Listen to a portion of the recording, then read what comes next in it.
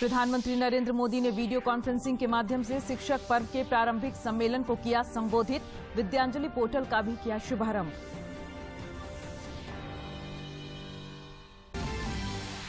विधानसभा के मानसून सत्र के तीसरे दिन भी विपक्षी सदस्यों ने किया हंगामा। गायिका सुनिधि चौहान के कार्यक्रम में अनियमितता की हो सकती है जांच।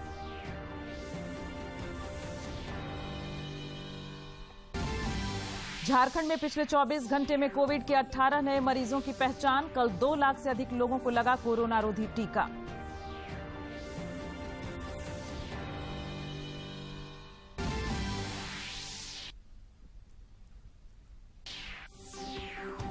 और राजधानी रांची समेत राज्य के कई इलाकों में आगामी 12 सितंबर तक हल्के से मध्यम दर्जे की बारिश की संभावना।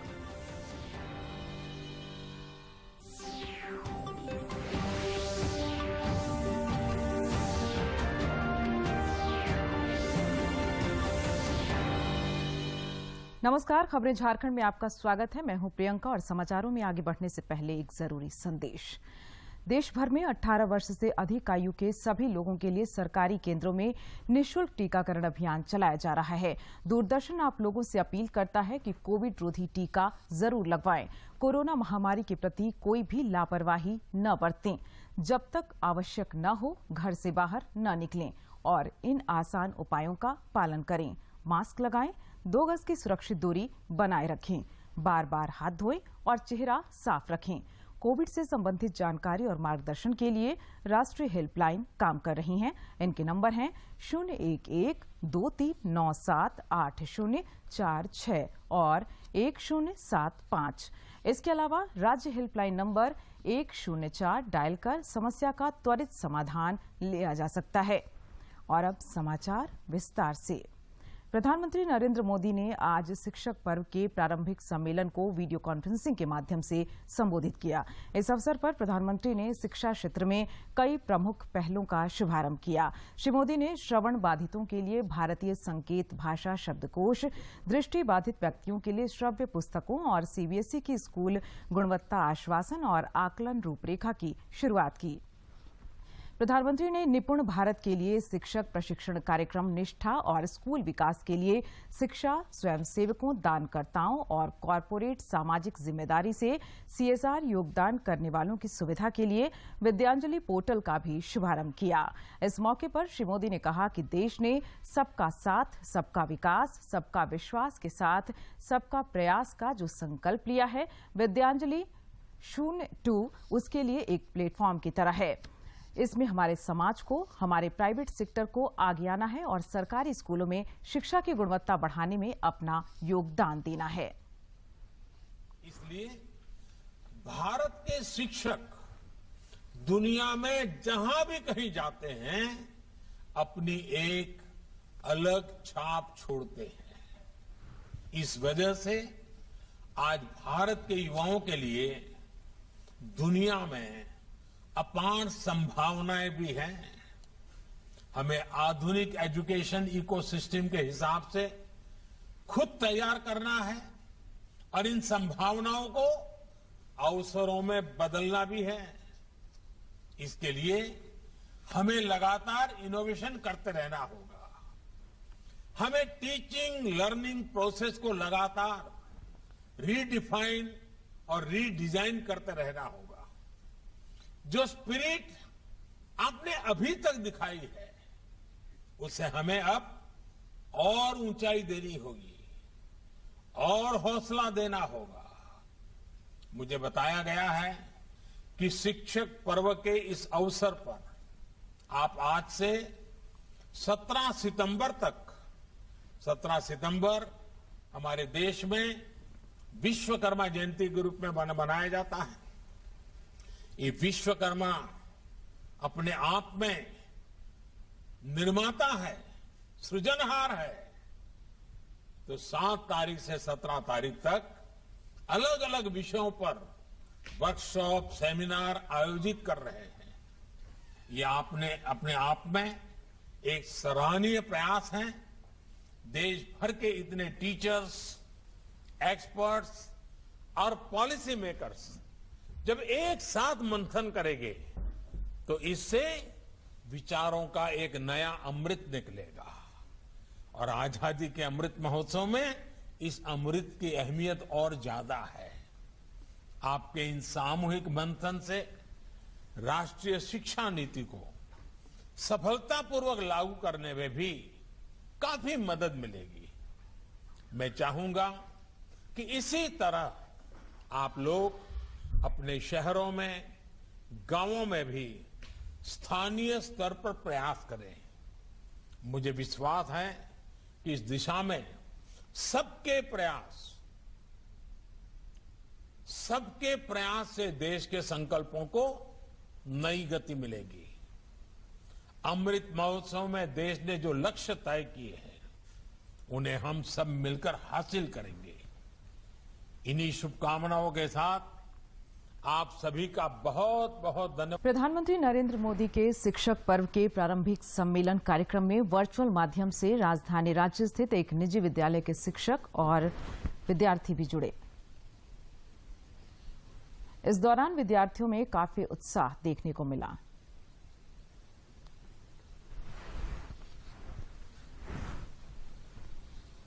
यहाँ तालियां भी बज रही थी। हमारे साथ सबसे पहले हम प्रिंसिपल मैम जो यहाँ पर हैं उनसे जानते हैं कि किस तरीके से प्रधानमंत्री ने जो संबोधित किया है कैसा उन्हें लगा है। This is a big step. ये बहुत ही अच्छा एक स्टेप है जो प्रधानमंत्री जी ने लिया है हम सभी शिक्षकों के लिए और खासकर स्कूल एजुकेशन के लिए। इसमें हम सब अगर अपना नैतिक ड्यूटी करें एंड वी फॉलो कि वो जो चाहते हैं जैसे foundational literacy, standardisation in education, quality and एक इंडिया को उस जगह ले जाए जहां हम लोग एक ग्लोबल प्लेयर रहेंगे in the field of education. तो इसके लिए हम सब we are ready to wholeheartedly participate, उनके साथ जाना चाहते हैं। Me and my team, my students, हम सब साथ हैं एंड हम लोग we are going to leave no stone unturn कि हम आगे इसको फुलफिल करें। लगातार प्रधानमंत्री ने जो कहा उसको लेकर देख सकते हैं किस तरह की प्रतिक्रियाएं और साथ साथ और दूसरे टीचर से हम जानेंगे। प्रधानमंत्री ने एक चीज और बोला कि जो बच्चे होते हैं, जो स्टूडेंट्स होते हैं, उनका जो संबंध है वो टीचरों के साथ एक तरीके के पारिवारिक संबंध होता है। उस पर हम रिएक्शंस लेते हैं। एक्चुअली प्रधानमंत्री जी ने कहा कि हम लोग पॉलिसी सिर्फ नहीं बनाए, उसमें पार्टिसिपेशन भी करें और हम लोग एक्ट भी करें और एक्टिव हो ये सब में, तभी जाके सब होगा। और एनईपी के बारे में भी बहुत कुछ कहें और हम लोग उसको फॉलो करने का कोशिश करेंगे। प्रधानमंत्री जी की तरफ से बहुत ही अच्छी सराहनीय कार्य है, इसको हम लोग अपने ढंग से जरूर पूरा करेंगे। और सबसे अच्छा बात यही लगा जो मैम ने कहा कि ये पॉलिसी बेस्ड नहीं है, पार्टिसिपेशन बेस्ड है, तो इसको भी हम लोग शिक्षक पूरा करने का पुरजोर कोशिश करेंगे। तो लगातार शिक्षक का भी हम देख सकते हैं उत्साहवर्धन, बच्चे भी बहुत उत्साहित हैं। कैसा लगा आपको आज प्रधानमंत्री जी ने आप लोगों को जो एड्रेस किया है? बहुत अच्छा लगा जान के कि क्या क्या पॉलिसीज और क्या क्या स्टेप्स उठाए जा रहे हैं गवर्नमेंट के तरफ से। और जैसा टीचर्स ने कहा हम भी उनके साथ हैं इसमें, और देश को आगे ले जाने में, इंटरनेशनल लेवल में ले जाने में हम भी उनका पूरा सहयोग करेंगे। तो हम देख सकते हैं स्टूडेंट्स में भी उसी तरह का उत्साह है। बहुत अच्छा लगा प्रधानमंत्री जी का स्पीच। हमारे टीचर्स ने हमारे साथ हमेशा हमारा साथ दिया है और आगे भी वो लोग देते रहेंगे। हम सारे स्टूडेंट्स उनके साथ हैं। तो रमा देख रहे हैं स्टूडेंट्स लगातार उत्साहित हैं और प्रधानमंत्री जब इस तरह की इंकरेजिंग बातें करते हैं तो उनको लगता है कि उनके लिए भी कोई सोचता। झारखंड के स्थापना दिवस समारोह और जमशेदपुर स्थित सूर्य मंदिर परिसर में गायिका सुनिधि चौहान के कार्यक्रम में अनियमितता बरते जाने के विधानसभा की विशेष समिति या भ्रष्टाचार निरोधक ब्यूरो से जांच कराई जा सकती है। मुख्यमंत्री हेमंत सोरेन ने आज विधानसभा में विधायक सरयू राय के सवाल पर यह आश्वासन देते हुए कहा कि सरकार को इसकी जांच कराने पर कोई आपत्ति नहीं है। इस मामले की जांच किस एजेंसी से कराई जाएगी, इस पर विधानसभा अध्यक्ष नियमन देंगे। उधर मानसून सत्र के आज तीसरे दिन भी विपक्षी सदस्यों ने नियोजन नीति समेत कई अन्य मुद्दों को लेकर सदन में प्रदर्शन किया। विपक्षी सदस्यों के हंगामे के कारण प्रश्नकाल बाधित रहा। इससे पहले भारतीय जनता पार्टी विधायकों ने विधानसभा के मुख्य द्वार पर भी प्रदर्शन किया।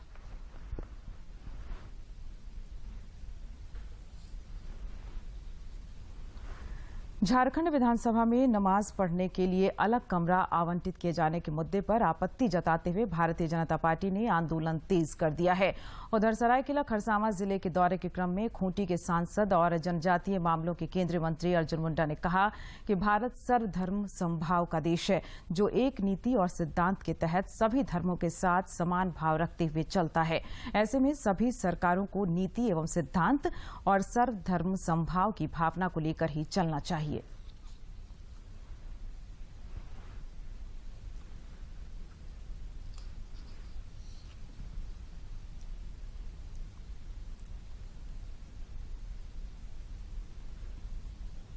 धर्म समभाव के दृष्टि से अपना पहचान रखता है, तो उस दृष्टि से ही सरकारों को ध्यान में रखते हुए यह सुनिश्चित करना चाहिए कि सभी धर्मों का हम सही ढंग से सम्मान कर रहे हैं। तो इस बात का ध्यान तो जरूर इस सरकार को रखते हुए सुनिश्चित करना चाहिए कि हमारा जो रूल ऑफ लॉ है वो मेंटेन रहे और उसके गरिमा को बना करके रखना चाहिए। राष्ट्रीय स्वयंसेवक संघ के प्रमुख मोहन भागवत ने कहा है कि भारत में रहने वाले हिंदुओं और मुसलमानों के पूर्वज एक समान हैं। उन्होंने कहा कि मुस्लिमों को भारत में डरने की जरूरत नहीं है। संघ प्रमुख ने कहा कि हमें मुस्लिम वर्चस्व की नहीं बल्कि भारत वर्चस्व की सोच रखनी होगी।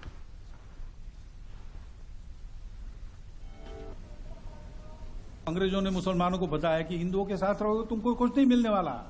डेमोक्रेसी में मेजॉरिटी का चलता है, वही चुन के आएंगे, वही बनेंगे, तुम बन ही नहीं सकते, अलग मांगो। और इतना बड़ा ये हिंदुओं का तत्वजाल है, उसमें तुम्हारा इस्लाम चला जाएगा। गया क्या?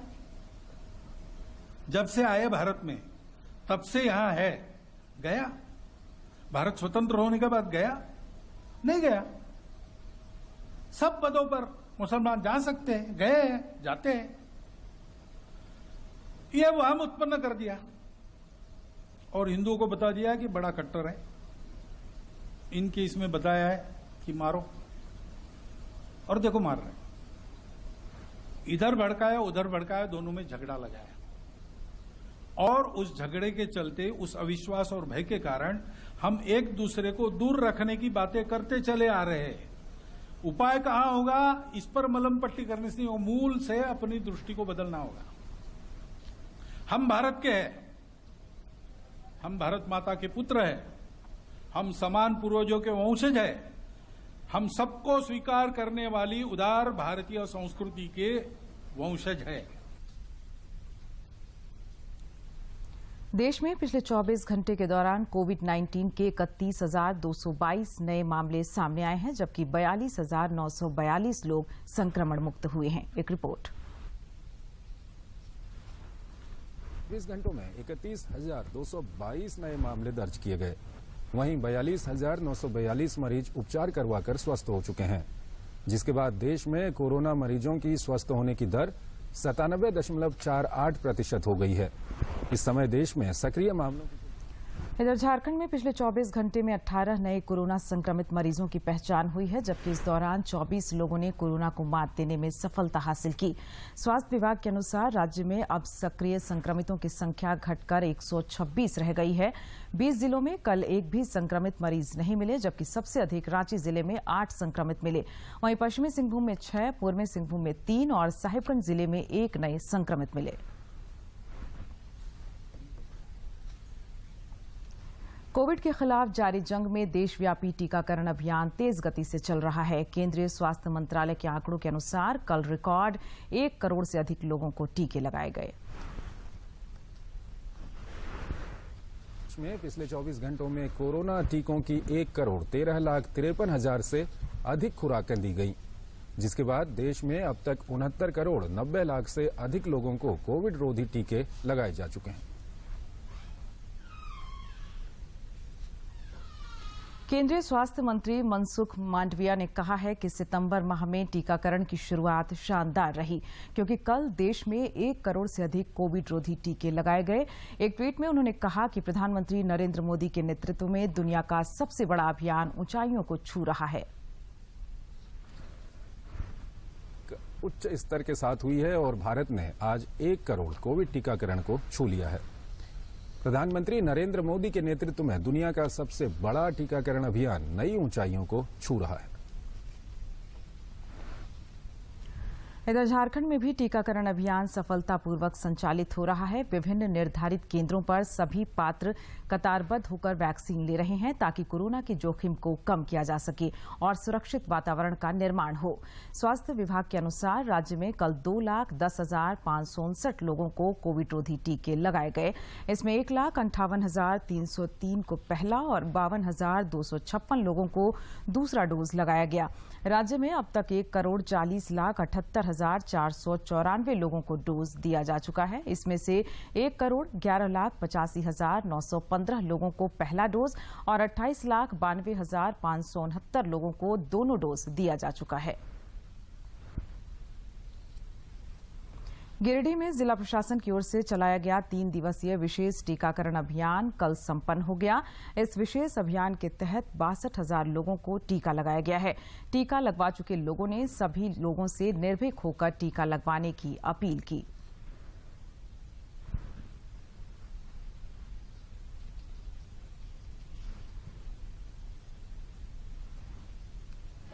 मैंने वैक्सीन का first dose second dose complete कर दिया। इससे हमें कोई साइड इफेक्ट नहीं है, ये प्रोटेक्ट करता है हमें। और मैं सबसे विनती करती हूँ कि लेना चाहिए सबको, इससे कोई नुकसान नहीं है। जिन लोगों ने नहीं लिया उन्हें भी लेना चाहिए। मैं नुपुरनाग मंडल मैरानी खावा से हूँ। मैं कोवैक्सीन का दोनों डोज कंप्लीट कर चुका हूँ, मैं ले लिया हूँ।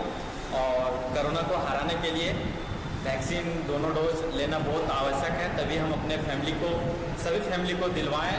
तथा सभी राज्यों और केंद्र शासित प्रदेशों के विशेष पशुधन क्षेत्र पैकेज और योजनाओं के कार्यान्वयन को लेकर कल वर्चुअल माध्यम से समीक्षा बैठक आयोजित की गई। बैठक की अध्यक्षता केंद्रीय मत्स्य पालन, पशुपालन और डेयरी मंत्री ने की। पशुपालन और डेयरी मंत्री पुरुषोत्तम रूपाला ने की। बैठक में पशुधन क्षेत्र में विकास को बढ़ावा देने के लिए राज्यों के विशिष्ट मुद्दों और राज्यों की जरूरतों पर विचार विमर्श किया गया। बैठक में राष्ट्रीय पशुधन मिशन पोर्टल का शुभारंभ किया गया और बुनियादी पशुपालन सांख्यिकी 2020 भी जारी की गई। जिस दौर से गुजर रहा है और उसके सामने जो चुनौतियां हैं, उसको हम कैसे सरलता से निपटा सके। जो नई योजनाएं हमारे प्रधानमंत्री जी के दिशा निर्देश पे जारी किया है, उसका धरती पर अमल करने का काम अब सब राज्य सरकारों के माध्यम से ही हमें करना है। समाचारों का सिलसिला जारी रहेगा, लेकिन इस विराम के बाद। आज हमारा झारखंड राज्य कोरोना संक्रमण की विपदा से संघर्ष कर रहा है, लेकिन कोई भी विपदा कितनी भी बड़ी क्यों ना हो, सम्मिलित प्रयास से पराजित की जा सकती है। सरकार ने सभी सुरक्षा मानकों का ध्यान रखकर आपके लिए टीकाकरण की शुरुआत की है। आप स्वयं कोविड का टीका लगवाएं और दूसरों को भी इसके लिए प्रेरित करें। जोहार। खबरें झारखंड में आपका फिर स्वागत है। विधानसभा अध्यक्ष रविंद्रनाथ महतो ने कहा है कि कोरोना काल में ऑनलाइन पढ़ाई होने से शिक्षा पर बुरा असर पड़ा है। उन्होंने कहा कि शिक्षा सिर्फ किताब से ही नहीं, स्कूली वातावरण से भी मिलती है। श्री महतो विधानसभा क्लब के सभागार में यूनिसेफ द्वारा शिक्षा पर आयोजित कार्यशाला को संबोधित कर रहे थे। विधानसभा अध्यक्ष ने कहा कि वे स्कूलों को नियमित रूप से खोलने के लिए सरकार से आग्रह करेंगे। आजादी का अमृत महोत्सव पर देश गुमनाम क्रांतिकारियों को याद कर रहा है। आजादी के सफर में आज इस खास रिपोर्ट में देखते हैं गोलमेज सम्मेलन, रामवृक्ष बेनीपुरी की जीवन यात्रा और आजादी से जुड़ी अन्य जानकारी।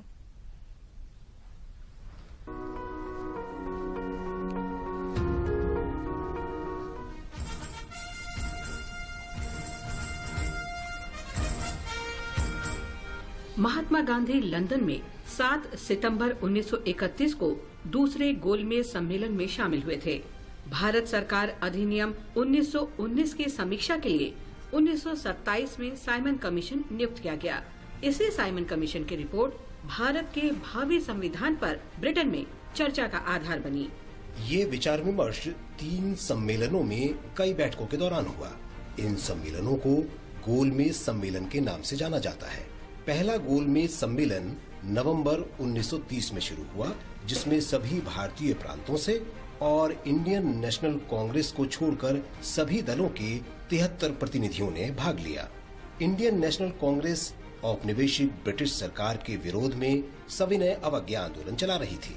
दूसरा गोलमेज सम्मेलन सितंबर 1931 में हुआ, जिसमें कांग्रेस के प्रतिनिधि के रूप में गांधी जी शामिल हुए। सम्मेलन असफल रहा और संविधान या सांप्रदायिक प्रतिनिधित्व के बारे में कोई समझौता नहीं हो सका।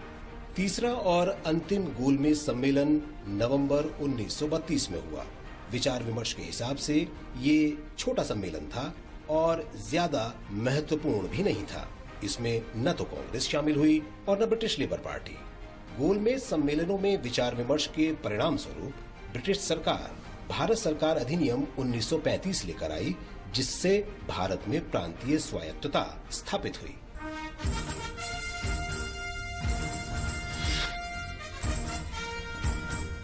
आज प्रसिद्ध लेखक और स्वाधीनता सेनानी रामवृक्ष बेनीपुरी की पुण्यतिथि भी है। रामवृक्ष बेनीपुरी बिहार के मुजफ्फरपुर के निवासी थे। बेनीपुरी ने रॉलेट एक्ट के खिलाफ आंदोलन में सक्रिय रूप से हिस्सा लिया और असहयोग आंदोलन में भी शामिल हुए। वे कांग्रेस सोशलिस्ट पार्टी के अग्रणी मशाल थे। उन्होंने बिहार के प्रांतीय राज्य में अगले 12 सितंबर तक हल्के से मध्यम दर्जे की बारिश होने का अनुमान है। मौसम विभाग के अनुसार राज्य के कुछ हिस्सों में गरज के साथ भारी बारिश भी हो सकती है। पिछले 36 घंटे में बोकारो में सबसे अधिक 2.2 मिलीमीटर बारिश दर्ज की गई है। दूरदर्शन झारखंड पर पल पल की खबरों से जुड़े रहने के लिए आप हमारे social media platform Twitter, Facebook और यूट्यूब से जुड़ सकते हैं, क्योंकि खबरों से जितना बाखबर रहना जरूरी है, उससे ज्यादा जरूरी है सटीक, संतुलित और निष्पक्ष समाचार। हमारा ट्विटर हैंडल और फेसबुक पेज है डीडी न्यूज झारखंड। आप हमें YouTube channel Jharkhand DD news पर भी देख और सुन सकते हैं। देश भर में 18 वर्ष से अधिक आयु के सभी लोगों के लिए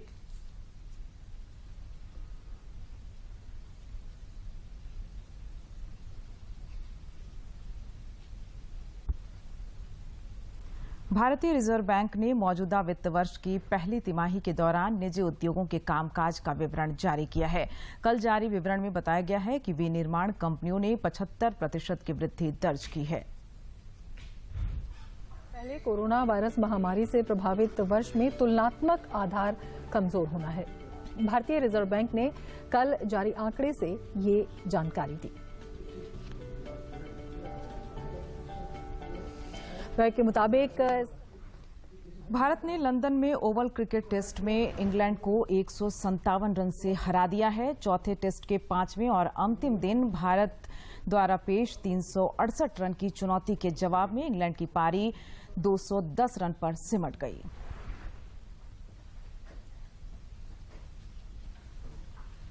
प्रधानमंत्री नरेंद्र मोदी 26 सितंबर को आकाशवाणी से मन की बात कार्यक्रम में देश विदेश के लोगों से अपने विचार साझा करेंगे। प्रधानमंत्री ने इस कार्यक्रम के लिए उन विषयों पर लोगों के विचार आमंत्रित किए हैं जिन पर चर्चा की जानी चाहिए। लोग नमो ऐप या माई जीओवी ओपन फोरम पर विचार या सुझाव भेज सकते हैं। वे टोल फ्री नंबर 1800-117-800 पर फोन कर हिंदी या अंग्रेजी में प्रधानमंत्री के लिए संदेश रिकॉर्ड भी करवा सकते हैं। इसके लिए फोन लाइन 24 सितंबर तक खुली रहेंगी।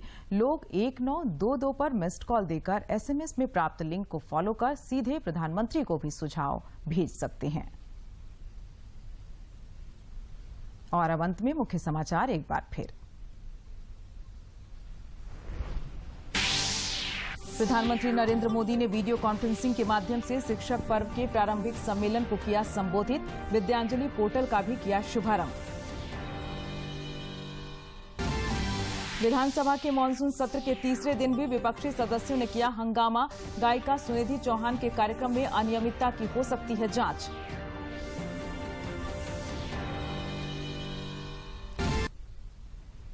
झारखंड में पिछले 24 घंटे में कोविड के 18 नए मरीजों की पहचान। कल 2 लाख से अधिक लोगों को लगा कोरोना रोधी टीका।